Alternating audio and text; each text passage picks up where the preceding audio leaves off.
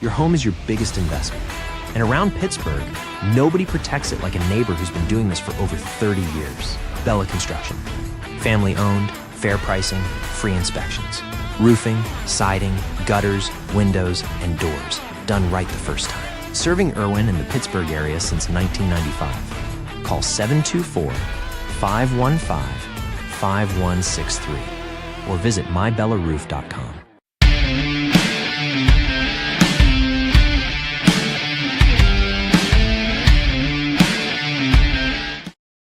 It's our last Madden and Benz Unfiltered coming to you from Ligonier at the Hunting and Fishing Cabin, where myself and Chris Adamski have been holed up during Steelers training camp here at Trib Live.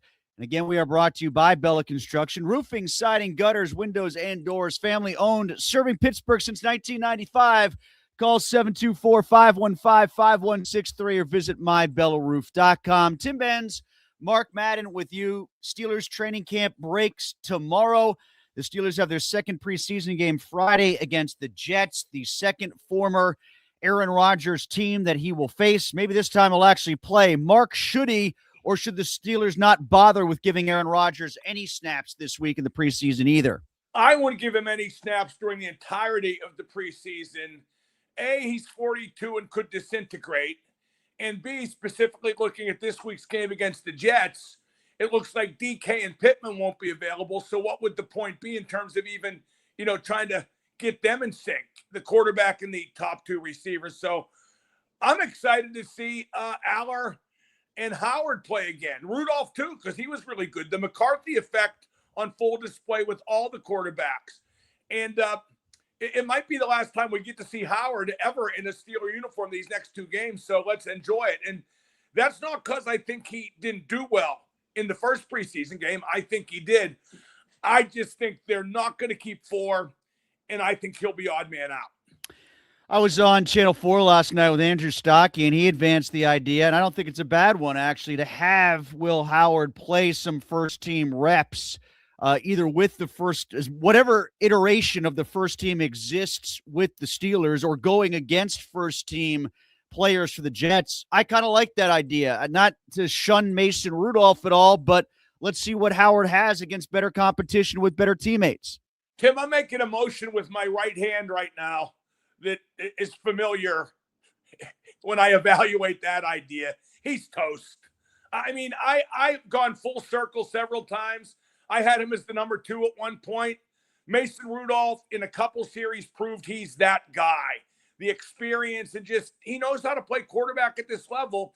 And if you want to win this year, as the Steelers always do, whether that's what they should want or not, there's no point in pretending with a guy like Will Howard. So you're back off the idea of 4 quarterbacks then?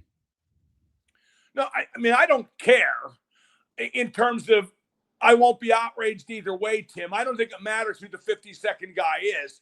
I just don't see the point. To keep a fourth, that fourth, in your mind, would have to have the potential to be your starter or at least a quality backup someday. He ain't going to be a starter, and you can always get a backup. Well, I think, though, on their pecking order, they might see Aller as the 4th because he might not be ready to play this year.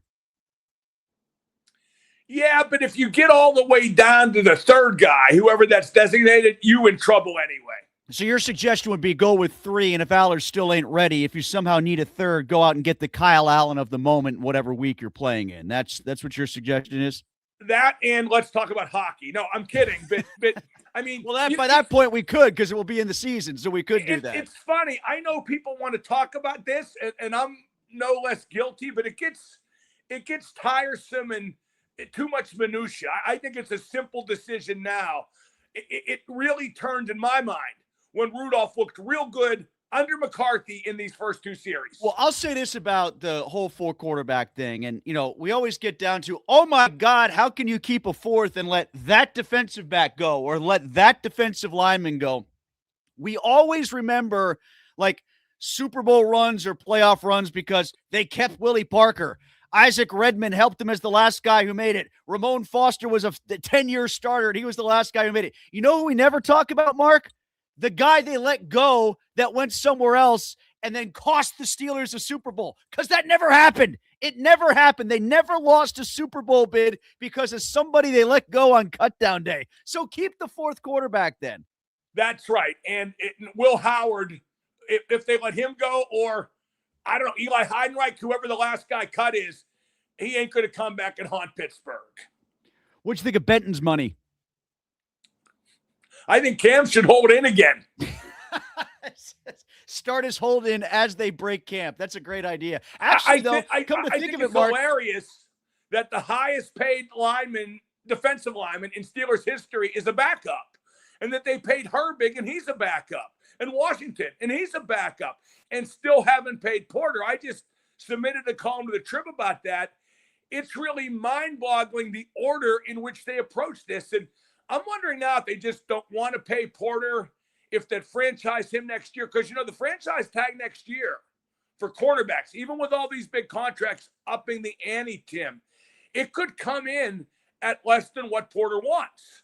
So I don't know what's going on there. It's just very odd that they prioritize the backups ahead of the most important player on the defense. Yeah, it's funny. I guess if you talked average annual value, and we can put varying values on what that really means, but if you talk AAV, that number that comes in will probably be, yeah, you're right, roughly what the franchise tag is, if it's the average of the top five, because you'll probably have 3 guys just over 30 and then 2 guys just under it. So it'll probably come in at about 28 or 29. Correct.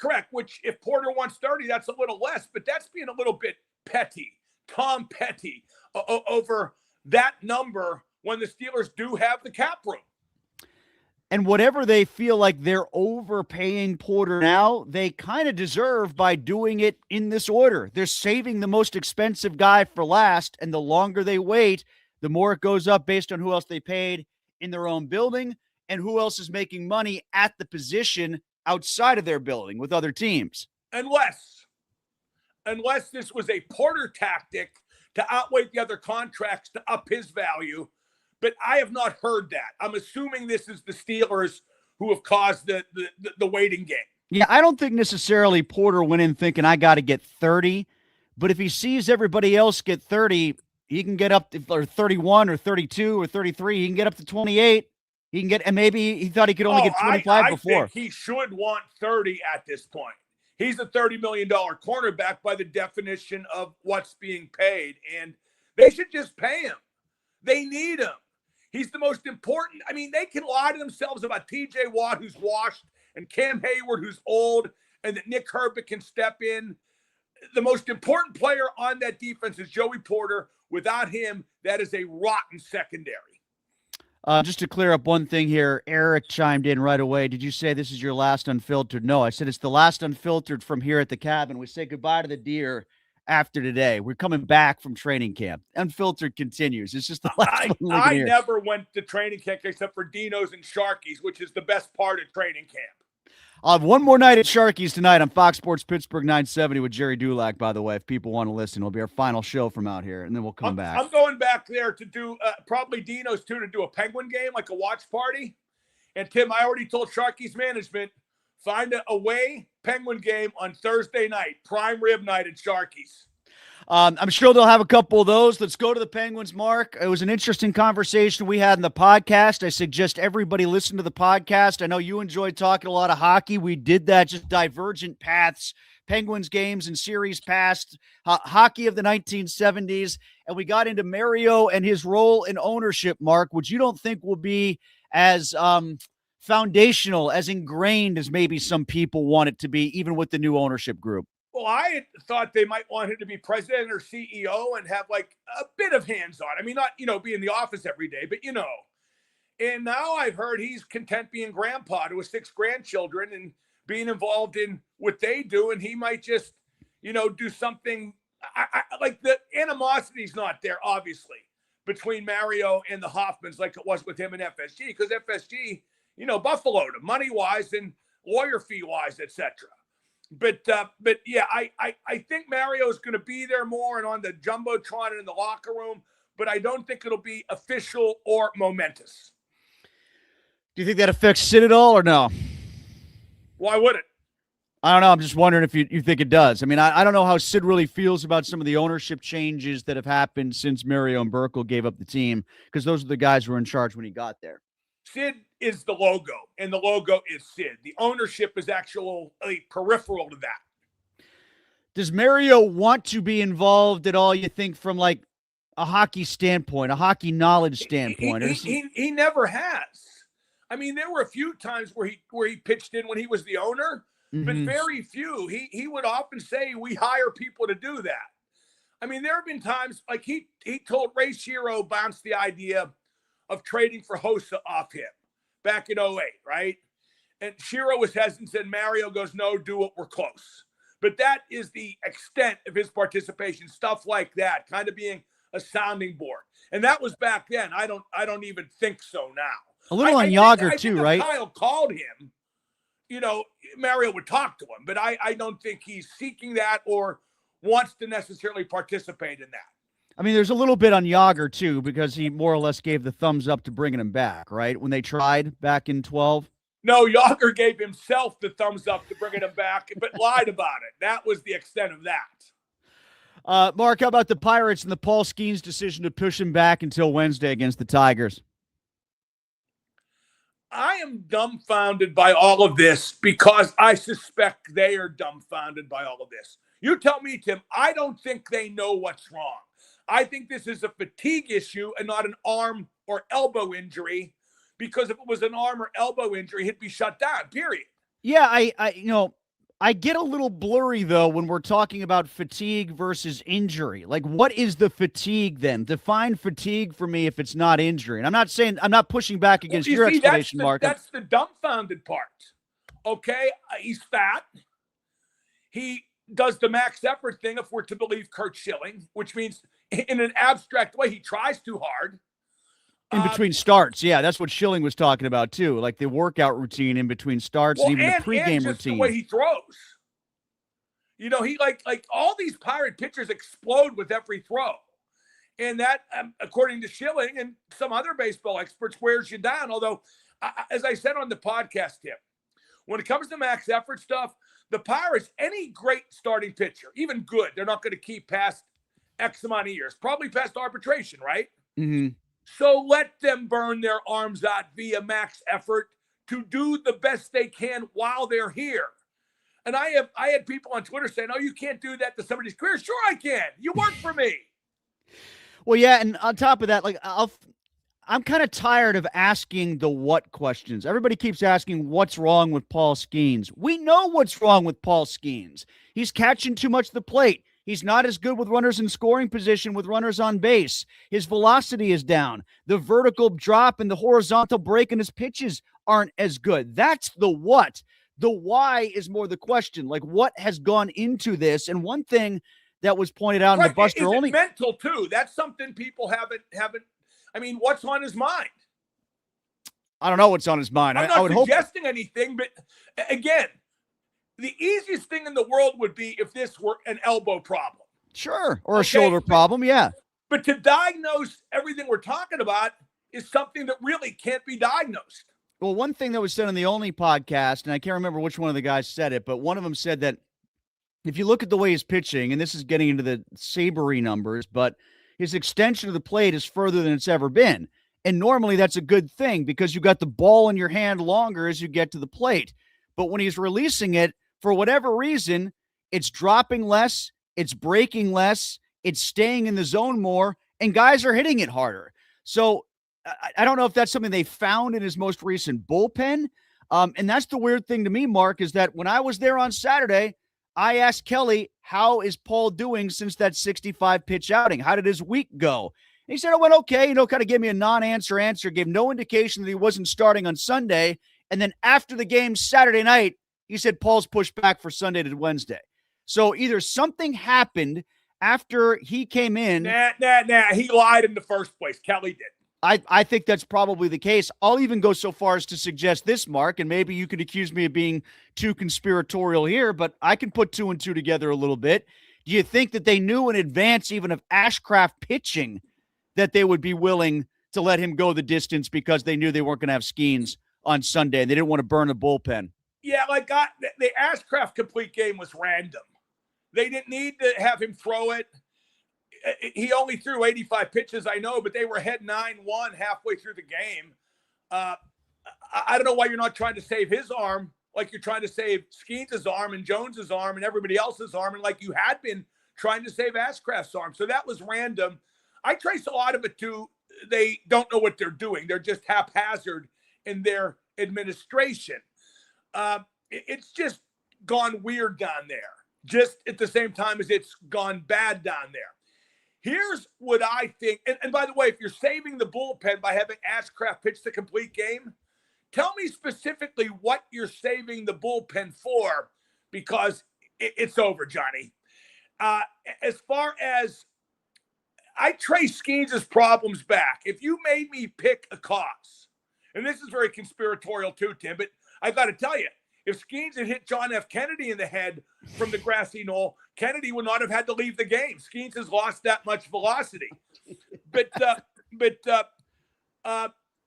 I think when Skenes developed, quote unquote, all those different pitches, expanding his arsenal to 7 pitches, I joked that he was going to become Charlie Sheen in Major League 2. Oh, but it's happened. It's happened. I think he's forgotten how to get back to what made him good. I really do think that. I think that's at least a big part of this. No, I think there's something to it too, because I think part of it is he's become enamored of the notion of trying to make all the pitches look the same. And in the process of doing so, all the pitches have become the same. They become homogenized, and there's a hell of a lot less difference between his fastball and his changeup and all the other breaking pitches that he's got. Yeah. And again, I don't think he knows how to reach back anymore. Remember the scene in Major League 2 where Rick Vaughn says, I just can't reach back. I forgot how to do it. I think that's happening. And I also think there's a little something to this whole thing about how he's pitching in his upright posture versus being more hunched over. And maybe that has affected the arm angles. There's again, we know the what's, it's the why. And it could just be as simple as he's injured and they can't tell the difference between fatigue and injury at this point. And let me tell you what people want to dismiss. Okay, they think it's fat shaming. He's fat. Okay, he's fat. That takes away from your endurance. It takes away from everything you do athletically. And if you don't believe me, walk up a flight of steps with me. Mark, let's get to some comments here before we go any further along. Let's get to RJ, who says, how do you see the Joey Porter Jr. thing playing out? Was it a mistake to pay part-time players first? Well, if they had money in their mind allocated, I think that last part of the pie just went up more than a little bit. So they could probably still fit them in, but it's just going to eat up more of what was left over. Well, it's not that they paid backups first. It's that they overpaid backups first. That's a part of this as well. If I'm Joey Porter Jr., as well as Joey Porter Sr., if I look at what Benton and Herbig paid, I'm like, what the frig? The term I coined was in-house inflation. They've created in-house inflation. And don't forget, Jalen Ramsey makes what, 24.2 mil? That figures in too. Porter wants more than that and should get more than that. Because if Jalen Ramsey is going to get lifetime achievement, he needs to go back to another team to get it. He's not earned that here.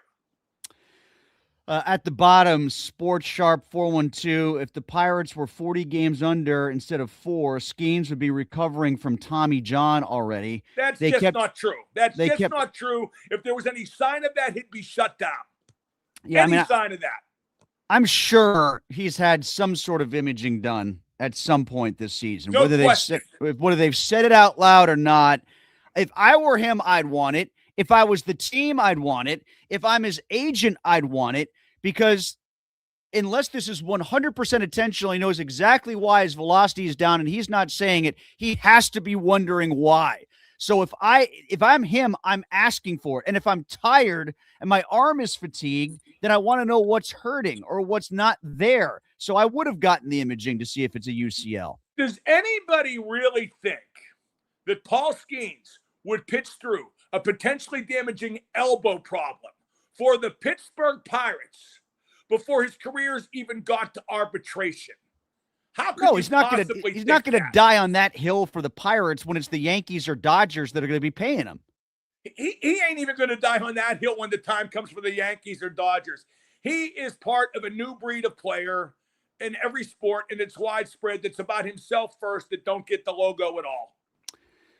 Still at the bottom here, back to football. Oh, actually, before we get to that, Mark, I want to get to one other thing about Ben Cherington, because he spoke on his radio show yesterday, and he still made it sound like Skenes is having a good year. I mean, like, his ERA is slightly below average, but I don't know how you could qualify this as a good year when he was supposed to be your best starter. I say again, Paul Skenes' failure is the primary reason the Pirates will not get a wild card. They are 9-16 in games he started. If they were 16-9, which is a reasonable thought, they would be solidly in a wild card. He is the most responsible. And people say, yeah, what about the bullpen? What about Kelly? Nobody expected the bullpen to be great. Nobody expected Kelly to be manager of the year. People expected Paul Skenes to be, at the very least, in the Cy Young conversation again, and he's mediocre. It is not a good year. Anybody who says he's having a good year is full of it. Pete asks, how many wins will there be this year? I don't know if he's talking about the Pirates or if he's talking about the Steelers. If it's the Pirates, I think it's going to be less than 81, which is what I predicted. I thought they'd be dead on 500, but I'm thinking less than that, especially if we get to September and there's still 6.5, 7 games, 5.5 games out of a wild card with 5 teams to climb over. They'll shut down Skenes eventually. They'll shut down Ashcraft, and they'll have guys pitching from Indianapolis. I expect they'll shut down Skenes after the game Wednesday. You think that'll be his last start, huh? One more at home, and then that's it? Feels that way, doesn't it? Doesn't it feel like him having his start moved back? Well, essentially, Tim, they skipped the start is what they did, right? Yeah. I think that's the precursor to the next start, that he gets removed from that early. The fatigue's there like it was. I think he's done. And I think Ashcraft is done soon, too. Pete, if you're talking about the Steelers, I'm going to stick right now anyway with 10 again. I said 9 or 10. More the offense is coming into picture for me, and they so far, knock on wood, have gotten out with any significant injuries from camp. They're still getting some guys back. I'll say maybe they could win the division at 10-7 again. I don't know if they will, but I'm going to put it at 10-7. I will make my predictions. I always do the Friday before the opener. But I'm leaning toward 10. And we should keep in mind, Tim, that I have been within 1 win in 10 of the last 11 seasons, the exception being when Ben blew out his elbow, and I can't be blamed for that. I mean, Duck Hodges, come on. But I think they're closer to 12 than they are to 8. That's the way I characterize my predictions, this one not being official at all, because I think McCarthy will take more risk to reap more reward. And I think the offense will be exponentially better and in tune with what the NFL requires to win. This guy, PSU Indy Runner 442, will the Steelers cut Howard and put him on the practice squad? No other team is going to pick him up as a backup. Yeah, they will. That's not true. I think a team will pick him up as the number 3, don't you? Maybe even a number 2, based on how bad some of the quarterbacking is. Yeah, a team that's going nowhere this year and knows it could pick him up as a 2 in the name of development, in the name of risk looking forward. Yeah. By the way, Tim, one thing about the Pirates, and I say this to all the Pirate marks out there, the stooges, the people who believe this team was so capable.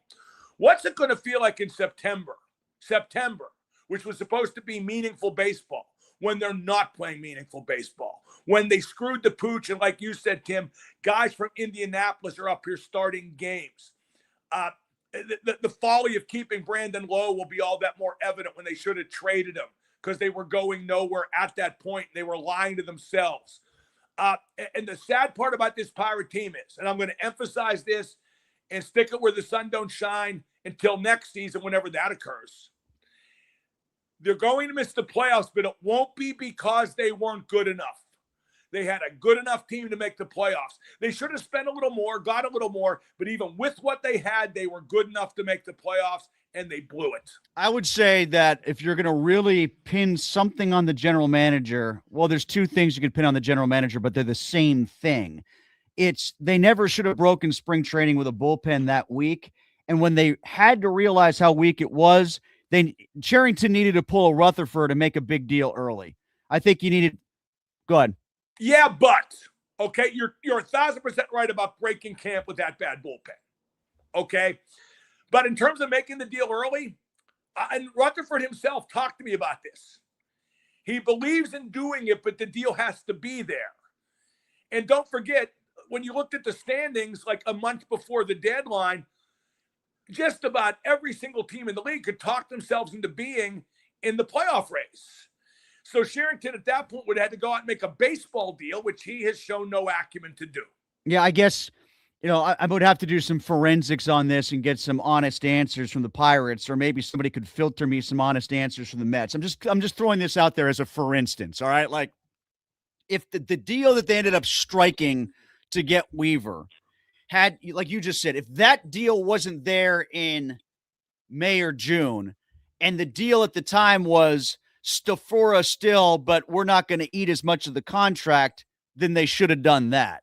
Or if the deal was, we'll eat the contract, but you got to give us your number 4 prospect as opposed to Stafora, then I would have done that. Like, I would have done something older within the parameters of kind of what, what I'm saying? Right.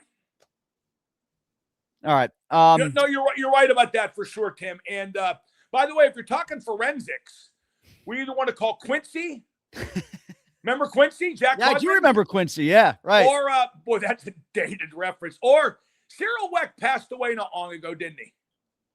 Yeah, he's passed away. I don't remember how long ago. Some of that freezes in time for me. I interviewed him once for the Post-Gazette. He was a truly great man. I really like Mr. Weck. What was the sports related? You interviewed him for something sports related, didn't you? Tim, I don't remember what happened like Thursday. I remember being in a room with Cyril Wecht. Oh, you did it in person. It was an in-person interview. Okay. Yeah, it was great. Let's see if we got one more. Oh, yeah, I got one more here because, Mark, the people absolutely need to talk about the WNBA. Brian says, talk WNBA FFS. And I think we all know what that means. The people demand WNBA talk, Mark. I've gone out of my way on my program because I had a big run of it with everything that's happened. I have tried to avoid it because it's just gone really farcical. I mean, farcical in every way that a league can just damage itself.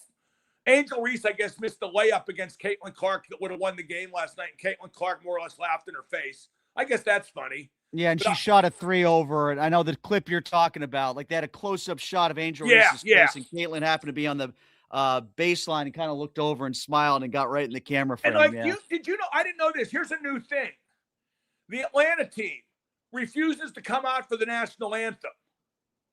Okay, and a lot of teams in that league do that. They should have a big meeting of all the players. Say, okay, what can we do to damage our own league to the point where we finish it off for good? Because I mean, they have no self-awareness. They just don't read the room.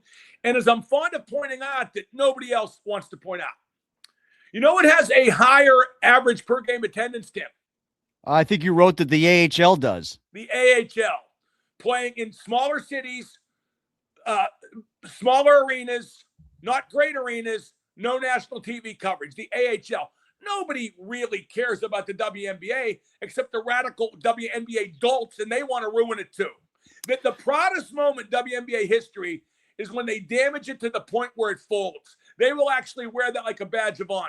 Probably won't happen, unmercifully so. Before we go, Mark, are you a fan of cannolis? I mean, I'm not anti. The thing about those is, and I've become more very messy. Way, Tim, a 3-pound weight loss this week. With good for you. That's probably because you weren't eating cannolis like I was at Little Italy days over the weekend. No, probably because I just when I travel, I don't do a week in 180, but I had a weekend home, right? A week home. I like cannolis. Just boy, Tim, it is just a blast of sugar, isn't it? It is. We went to Little Italy days. And I love Little Italy. It's become too crowded and hot for me, but I really like it. I really like it. Bloomfield. Yeah, so you know where Patty Cake Bakery is in Bloomfield? I do. It's kind of up by the hospital. If you're going up from the strip towards Shadyside, towards Baum, it's about 3/4 of the way down. Got a pink sign. They have. They were doing cannoli flights. You could get a flight of cannolis. 4 cannolis. I split it up between like 4. 4 cannolis, full cannolis, and we split them up between like 3 or 4 people. Oh, there okay. was double chocolate, traditional, pistachio, and strawberry was the 4th. Strawberry cannoli, fantastic. Yeah, that sounds really good. Again, and I'm not bragging about my weight loss. I did it so I can I don't feel cramped even in first class flights. And it's worked. But yeah, like now that I've not, like Tim, I had pizza when I traveled to Toronto at Prince Street, which is an offshoot of a New York place that was legendary. Mm-hmm. That was the first time I've had pizza in a year. I can't recall the last time I had a cannoli, but now you got me thinking about it. So damn you. We'll end with Brian, who leaves us with leave Mason Rudolph, take the cannolis. And I appreciate the reference on the way out. No, I mean, okay, let me just like this. Don't you agree that Mason Rudolph in those 2 series kept the job? Yeah, unless he loses at the next 2 games. You know what I mean? Like, I think he did enough to impress them. I just hope he doesn't do anything to play his way out of it. Well, if I'm Mason. You know, it's funny, too, because as you recall, I wrote a column, and I got paid for it, so I wouldn't call it a failure. A few weeks ago saying Howard should be the number 2, right? Yeah. After those 2 series, especially that long drive where admittedly Rudolph didn't get in the end zone, I said, wow, I forgot this guy's okay. You know, so it's just, I don't know. I mean, I don't know. Maybe they should keep 4. Tim, one last thought. Yeah. I did a Will Howard viewing party at Pittsburgh Brewing last Thursday. This Friday, I'm at Nothing Man, the former Shiloh in Mount Washington. Yeah, Troy Beck's place, right? Troy Beck, Brian Hess. I have flipped the script, Tim. Drew Aller viewing party. Do you have Drew Aller t-shirts, though? I'll be investigating later today. Mark and I will be back after the Jets-Steelers game on Friday. We're on for Madden Benz Unfiltered on Monday of next week. Madden Monday post is up today, so you can get that at Trib Live on the Believe platform. Listen to it. Great content about hockey. If you're a hockey fan, you're going to love the stuff in the back end of the podcast beyond just the Mario conversation that we had about ownership. A lot of stuff about Mario and Gretzky. That war was going on social media over the weekend. So Mark has a lot of comments about that and some old 70s Penguin stuff as well. So listen to it, download it on the Believe platform at Trib Live.